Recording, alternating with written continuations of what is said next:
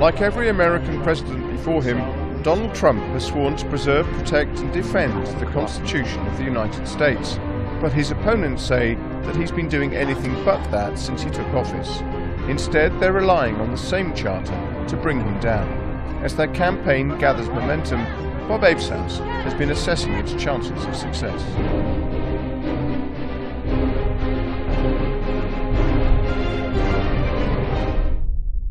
We spoke up in districts where no one expected people to fight for health care for all. People's Action is the fastest growing community organizing network in the U.S., with affiliates in 30 states and more than 1 million members. In April, all of the affiliates from big cities, small towns, and rural communities gathered for a convention in Washington, D.C. We're fighting back smart, and we're using the fights to build our power and change the story. The purpose was to lay the groundwork for moving from resisting Trump to fighting for power in the electoral arena. George Gale is the co-director of People's Action. We are moving our million people to be part of an army that is going to register voters, knock on doors, make phone calls. We're also developing hundreds of candidates across the country who run from anywhere from city council to governor. What's the relationship between People's Action and the Democratic Party? Most of our members that decide to run as Democratic Party candidates, but shaping the heart and soul of the Democratic Party, that battle is on. And we're in there contesting to make sure it's a party that truly is grounded in the working class and not the big donors in Wall Street. Populist Bernie Sanders, who challenged for the 2016 Democratic presidential nomination, appeared at the convention.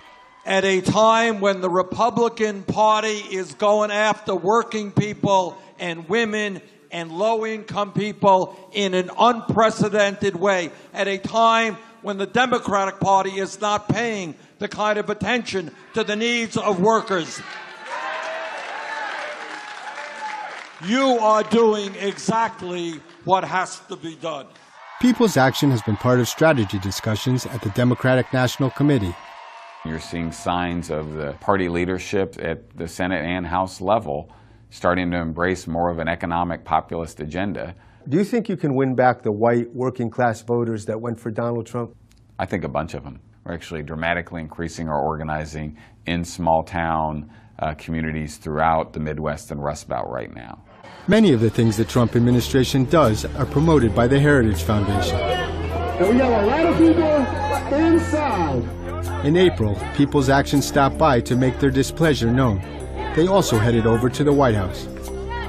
Trump is breaking a lot of the rules and the kind of norms of the office of president, and I think that the kind of resistance will have to move to another level.